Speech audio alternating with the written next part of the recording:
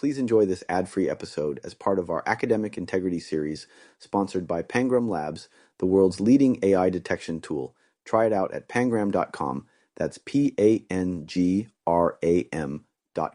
Welcome back, everybody. It's your time to ed up on the Ed Up Experience podcast, where we make education your business. This is Elvin Freitas, co-founder of the Ed Up Experience, and we are back on another Academic Integrity episode.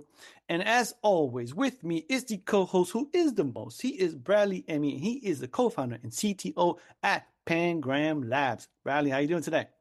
I'm doing good. I'm looking forward to kicking off my week, chatting some academic integrity. Love to be here. Awesome. And you know how we work, Bradley. We get right into it, right? We don't play around. So let's bring our guest right away in. He is Dr. William Lightfoot, and he is the Dean of the College of Business at Westcliff University. Bill, how you doing today? I'm doing great. Thank you. Well, thanks for being here. We appreciate your time. Always a pleasure and an honor to have someone take time to come and speak with us because we know you're busy in higher education. So let's kick it off right away, and let's start off by asking you, tell us about what you do, how you do it, and a little bit about Westcliff. Okay, great. Yeah, thanks. And I'm happy to be here. So as the Dean for the College of Business, I'm responsible for about 4,000 students from 120 different countries that are in various undergraduate programs, BBA, MBA, DBA. Our core model is a hybrid model. And so, all of our courses, whether they're an on-campus course or whether they're a course that's online, have synchronous or live sessions. And so that's a big part of who we are and have been. Westcliff's about 30 years old. We were founded actually about 31 years ago now by entrepreneur from overseas who came into the country and got us kicked off. And about 11 years ago, we actually secured regional accreditation and then business school accreditation. And now we're actually in process of rolling out our fifth college. We have Western State College of Law. We have College of Education, College of Technology Engineering, College of Business, which I'm responsible for. And we just got the approvals to open up our College of Nursing about 3 weeks ago. So very dynamic. I think I mentioned we have students from about 120 different nationalities. We have a faculty and staff that is similar in terms of its multicultural mix and just, really incredible kind of dynamic. We also have campuses in Nepal, Middle East, Jordan, and UAE. We have 4 other campuses in the U.S., San Francisco. We're out of Irvine, California is our main one, but San Francisco, Dallas, Texas, both of which opened up fairly recently. And then we've been in Miami and Orlando, Florida for a couple of years. And later this year, we are opening up Toronto, Canada. Wow. So a lot of great stuff going on. Yeah. Wow, that's fantastic. And happy to hear that, especially in this environment with higher ed, that you're growing and expanding. So that's wonderful. So one question we've always been asking everyone is, how do you define academic integrity? I love that question. To me, it is what we do. You have, and what I mean by that is when I think of academic integrity, it's following through and doing what you say you're going to do. And when you combine that or put it in the context of higher education, our commitment is to help our students become more successful, life and career. It's not just career, it's life and career. And so, what we need to hold ourselves accountable for, but also to be held accountable by our students, by the accreditation bodies, by society, is honestly living up to that ideal and following through and making sure that our students have the opportunity to be successful. That's awesome. Yeah. I mean, so many people that have come on the podcast have talked about it in terms of the relationship between students and faculty. But I think less people have talked about kind of the relationship between the school and the outside world too, like the accreditation bodies, employers that need to trust that, does this degree mean something, right? Was academic integrity upheld when the student was in school, right? No, and I think, they're related, right? They're related concepts. If when you think about it, for education to take place, and this is a quote, I forget where I picked it up from many, many years ago, but you simply need a faculty member, somebody who's got some knowledge, wisdom, whatever skills that they can then transfer or help somebody else to learn. And so having a faculty and a student at the center of that academic integrity model makes complete sense. that is why we exist. We exist to enable that kind of connection. To me though, while that is at the center of everything, it does need to carry all the way out throughout society and all the different layers and levels of society to really have the kind of impact that it can have. So, yeah. Definitely. Actually, tell us a little bit about like kind of like why like Westcliff got started. Because like I mean, I think like you hear about like new companies opening all the time, but you rarely hear about like new universities opening and you guys are so young. Like kind of what were the I guess the you know the founders of the university kind of thinking? Like where I'm did they see kind of a gap in higher education that they felt like they I'm could not fill? 100% sure. Honestly, I've been here about a little less than 2 years, and it's about a 31-year-old institution. What I remember a little bit about the origin story, it was founded by Dr. Lee from Vietnam uh, back in the 90s. And I believe he saw it as an opportunity to, really probably support a growing population of people immigrating in from Southeast Asia and then, and expanding from other places into Southern California. And so for the first close to 20 years, that was, kind of a slow growth mode, just kind of refining the model, continuing to build the business. If I understand correctly, he was very successful running different educational institutions in Vietnam. And so he brought a lot of that knowledge into the US market. And then really, that was kind of part of our origin story.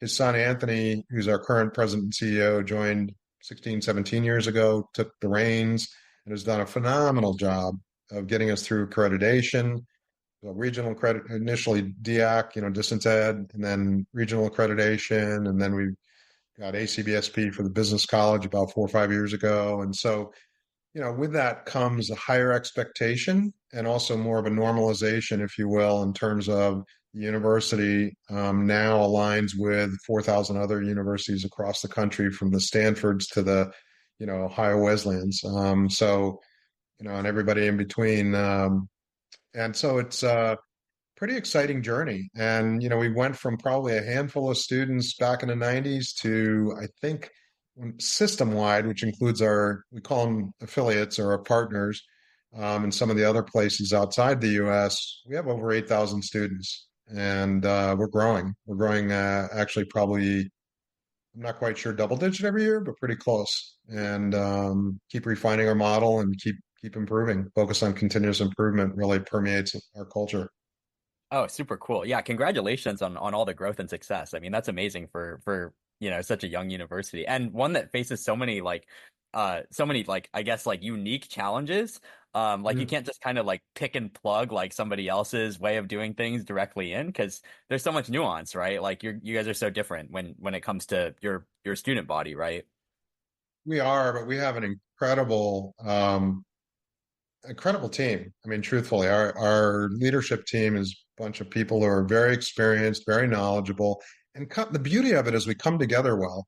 That's the exciting thing for me is, a lot of places you find silos and you find cultures that may have, toxic personalities or other kinds of things that kind of prevent the full capabilities of the institution from being realized. But Dr. Lee has assembled a really good team of people. And honestly, I enjoy working with all of my colleagues. And, there's not one person that I wouldn't like to go out and, have a cup of coffee with or, a glass of wine or whatever. And, just get to know better. So yeah, it's a good group, really good group and experienced. And that's part of it too. So they're great people and a lot of experience. And that really helps, drive the institution forward. Yeah, fantastic. So I guess like what are the kind of biggest challenges with kind of the multicultural international student body as it relates to academic integrity? Like what would you say kind of like makes that kind of particularly challenging when it comes to international students? I think with 85% of our students being international F1 students, right? And most of our students and a lot of our staff, English is a second, third, maybe even fourth language. And so, you know, while our performance metrics are really good, actually better than I would expect for a population that is largely has English as second, third, or fourth language, You have to make sure that people really understand what you're saying, and that's true whether you're delivering a message in a classroom, or you're discussing something outside the classroom, or you're going through an appeals process on something, and dealing with student issues or faculty issues or whatever. And it just taking the time, having the patience to really truly understand each other, is really important. And I think when you have so many different people, so many different perspectives, so many different experiences, it is the most enriching, most incredible, greatest thing about our institution. However, it will lead to some misunderstandings periodically. So, in a way, you have to sort of retrain yourself a little bit to be a little more patient at times, both with yourself, but also with other people. And so, to me, it's all good because it's all in the spirit of learning. And that's why our institution is so phenomenal, is because we enable that kind of activity to take place. And you may not learn, as much as you think from a textbook or from a lecture, but I'll tell you what, you are going to learn from each other. And that is just a almost a foregone conclusion, that you're always going to have new people with new perspectives and new ideas in the class. And that's fun. Yeah, And that's really totally. And are you guys all English, or like if a student like, kind of misunderstands something, like is there some kind of support available to them in their native language? I would say we are all English. However, we are, because we have a multicultural staff, we have a lot of different languages represented. So I think when challenged, I think this is part of the flex that you have to have these days, is that you find people that can help each other out, period, regardless of what it is that the challenge might be. And, I know, constantly when you face those kind of challenges, you're trying to find the best person who can help you resolve the challenge. And so if language is an issue and it's important to have somebody who can, de-stress or help a situation get better, then yeah, sometimes I can envision us making sure that we have the right people there in the right moment. Yeah, absolutely. And I love what you said about collaboration too, because like I think that's a big part of learning, right? It's like, if I'm confused about something that my professor is saying to me, like my best resource is probably, my friends around me that, maybe understood a little bit better or a little bit differently, and, can help me just get through it. So how do you kind of encourage that like spirit of collaboration when you mentioned you have kind of a hybrid learning model, right? So kind of how is collaboration built into that model? Well, we do it in classical ways. I mean, you can't, as students, some students absolutely hate collaboration, right? They want to be appraised for their own individual work. Mm. Guess what? We want to drive collaboration. And part of that, I believe part of our model has to be challenging people to get out of their comfort zones. And so group projects is a way in which we do it. One of the group projects that we have that to me is, the pinnacle of the education that you get through our MBA program in particular, but increasingly in College of Engineering and other units, is what we call the SMART program. And the SMART program is a capstone program that our students take. They're assigned to a team of 4 or 5. They get a faculty mentor, and then they go out and they do a project for typically a small or medium-sized business. And so they are collaborating on solving a problem for a real client. And we've had over 120 clients over the last several years, and 500-600 students that have participated. We've got a team of 8 to 10 mentors who are skilled not just as faculty members, but also they have the consulting kind of background and mindset to really make sure that things are done properly. And we're looking at ways that we can continue to expand and grow that, because it's not just a project. It's a project where they learn collaboration deliberately, and they learn how to work together on behalf of real problems with real clients, not simulations. So, does it get stressful at times? Sure, it does. But that's why we have the mentor there to help the students kind of walk through it, understand the stress they're feeling. They have conflict, learn how to deal with resolving conflict, and then make sure that they can deliver at the best level possible on behalf of our clients at the end of the day. Oh, totally. Absolutely essential workplace skills too. It's like, Yep. if you came into your first job and you were like, I hate collaborating, well, like, that's going to be pretty tough for you, right? Yeah, I mean that's the reality. And you might have lived in a closet in your basement, playing games or doing something else. I know that may be too cliches. I apologize for that. But it's, if you have isolated yourself, and especially in this era where we all had COVID, and we did isolate ourselves, and some people still remain isolated. I think we still have had to learn how to collaborate through Zoom or through other means, sometimes synchronously, sometimes asynchronously, but you can't get away from it, to your point. So yeah, we want to flip that around. We want to make sure that everybody is well prepared, and that you may not enjoy it on some level, because that is a real reaction, right? Some people just don't want to interact that much. However, it is a necessity, and you can find ways to, do it in such a way that I think you do end up appreciating it. Oh, Does that no make, doubt. Yeah. you And I know? mean, yeah, we live in an interesting time because I mean, I think educators were hit with two things that nobody wanted or asked for, which were like COVID-19 and then generative AI right after that. Both are which I think probably threats to collaboration, right? Like, like COVID-19 like changed the way that we interact with each other. Generative AI, like if you have like this super powered AI assistant just sitting next to you, well, it's like, do I go ask Elvin for advice or do I ask my superhuman AI assistant for advice?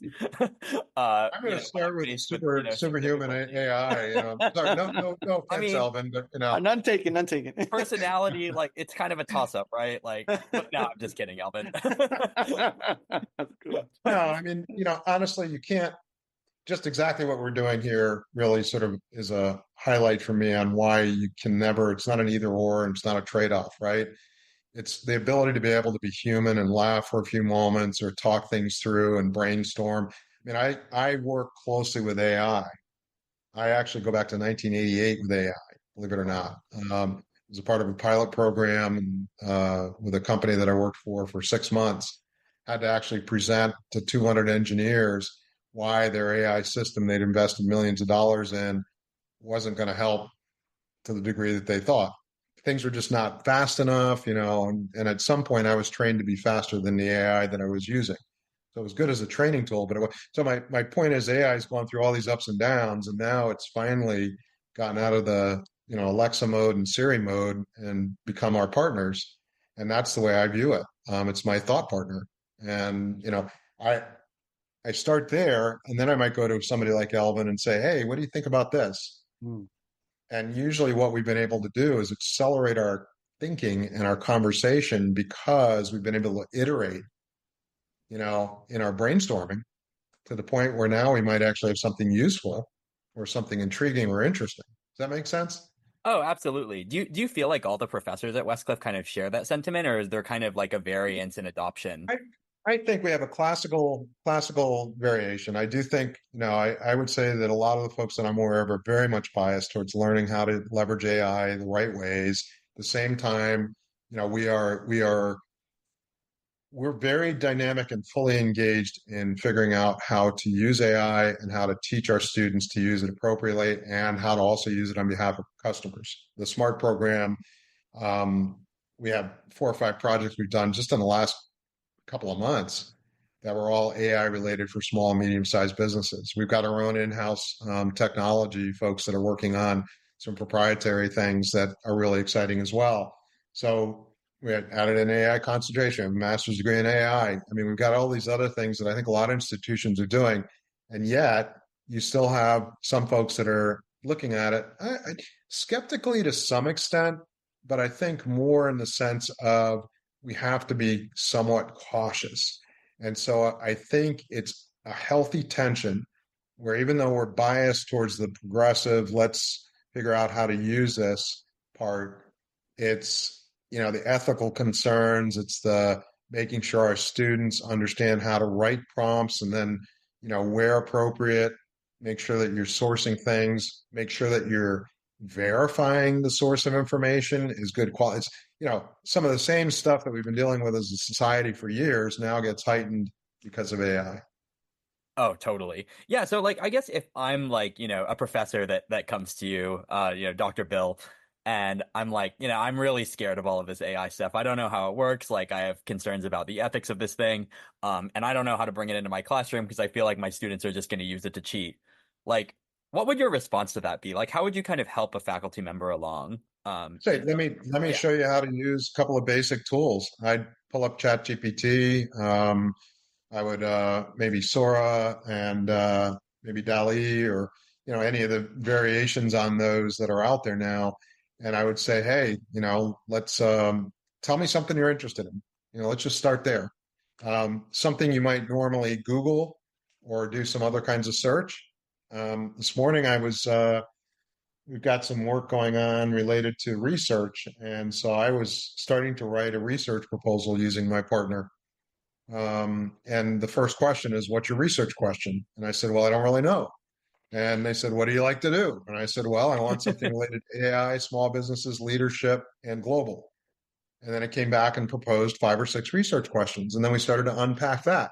So I would walk somebody through the process of how you can start to write a prompt and how you iterate on that prompt.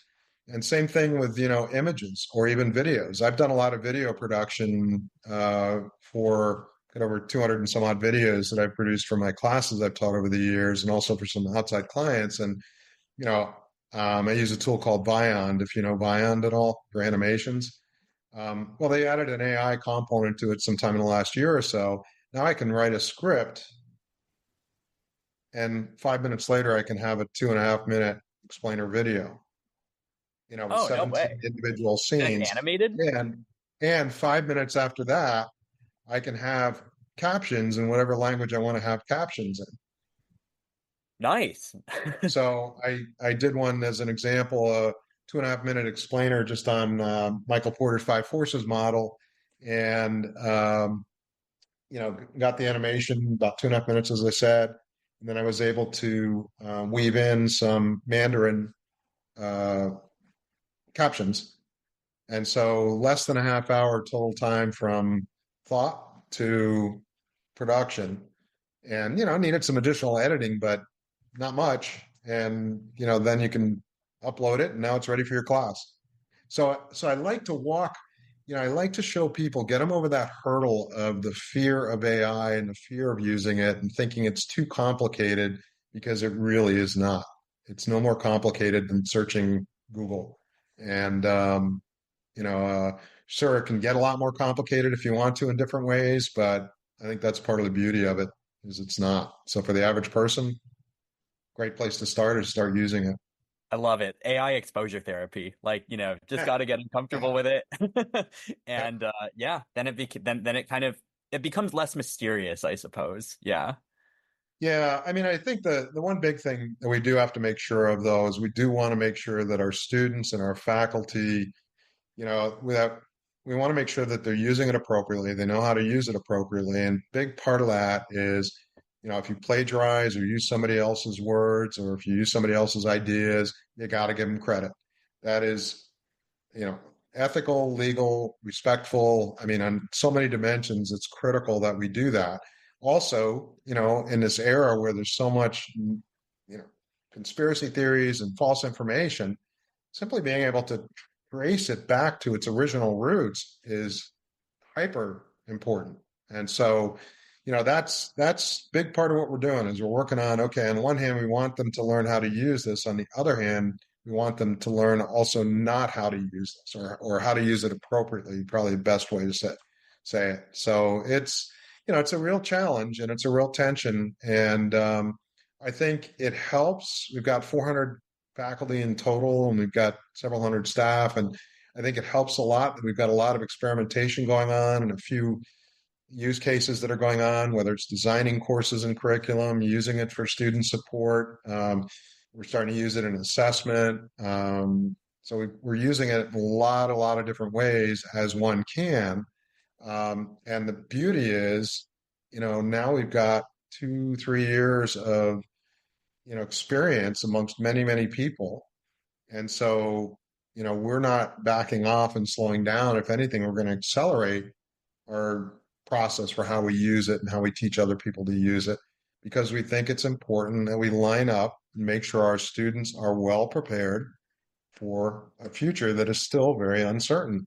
And the only way you can do that is if you jump on a bandwagon, figure it out, and participate in the positive ethical use of it, not by holding back and hiding in a hole somewhere and, you know, saying, no, I'm never going to come out and take a look and see what happened. Yeah, totally. And do you feel that professors are generally like pretty well equipped to like identify AI misconduct? Like, because I think like, being in AI detection, like there's been so much study about like AI detection is worse on ESL, which is, I think still up in the air. I think it just hasn't really been studied very extensively, and a lot of the early studies were really flawed. But at the same time, I think it's a real risk, and I think a lot of studies just haven't been done on, international students in general. And so like kind of like how do you kind of navigate that? Like, do you feel that like Yeah, yeah, and give your professor support around it? it's tricky, right? And I kind of look at it as almost three layers. And if you start with the top layer, which is like ChatGPT and using, the user interface to prompt and do things, I think that is that's where we often focus on. And you run whatever's produced through Turnitin or some other detector. Sorry, and you get a score, you get some feedback, and there's usually some words like likely is or might be or probably, but it's never definitive. And my experience of that over the last several decades, just in general, is you always have to be careful. Now, if you see certain indicators, then yeah, based on experience, it probably is. The second layer, though, that you have to look at is the fact that there is, now with Copilot and Grammarly, I mean, there's these pervasive, what used to be grammar checkers and spell checkers and, whatever AI there was, sort of well hidden behind the scenes. Well, now they're fully integrated. Would you like me to rewrite your paper for you?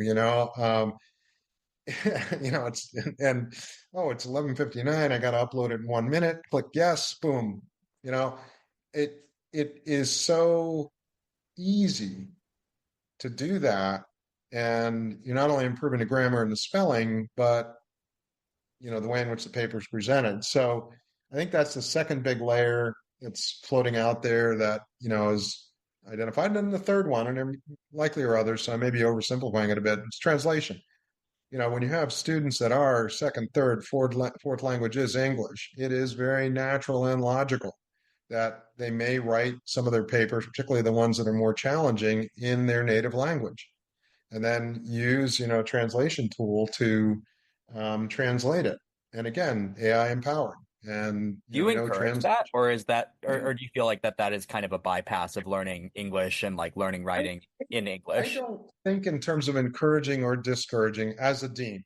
We Okay, do gotcha. what we are challenged by is that we have to make sure we understand what's going on first thing, and that's not easy to catch. And exactly to your point, is it can be really hard. There are tools out there now that are meant to catch when people are using other tools, but even there, they're not perfect, right? And so it's it's this whole process of iterating and really teaching students, look, we want to know what you know and if you know how to write prompts really well, that's great, you get a big check for writing prompts really well, but do you understand what it is that you're asking AI to do? Or if you have that paper produced for you, it's like going out to one of the big services that will write papers for you. um do you know what you're asking for, and can you defend it? And so I know we have, some activity going on now where it's less about what you've written, it's more about the content and whether you actually understand what's in the content. And so, you know, it's trying to find the right mix and the right balance. And it just broadly, I don't want to discourage the exploration, because then we're going to fail to, iterate and learn together. On the other hand, I will not encourage people to do something that's unethical or that's illegal or that, puts them in a position where they've plagiarized. And so that's where we've got to make really, really got to make sure our policies are robust, and they are. to make sure our faculty are well trained and we train them frequently or offer them training frequently. And we have to make sure we keep up with the tools so that we understand exactly where we're at. And any studies that have been done, to your point, Bradley, let's make sure that we at least understand, as well as we can, what the likely challenges might be, so that we can anticipate them and then embed them in, our training and the way we work and all that sort of stuff. Yeah, absolutely. Yeah, and there's so much nuance too. Like to your point on Grammarly, like I was just using Grammarly like last week, and I was just kind of shocked how powerful it is. Like you can just highlight your whole essay, and like they just have a button that just says improve it, and I'm just like, improve what? Like, like, Yeah. like improve the content, improve the style, like improve the grammar. It's just like blanket improve it, and it's just like what am I like doing here? I'm not like furthering my thinking. I'm not like furthering my communication. I'm just like blindly hitting improve it.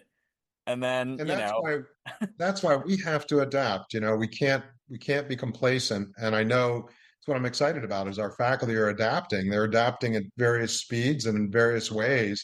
And it does create tension. I mean, I would be kidding myself if I didn't say that we don't have conversations that sometimes are, a little bit tense because we're all trying to figure it out.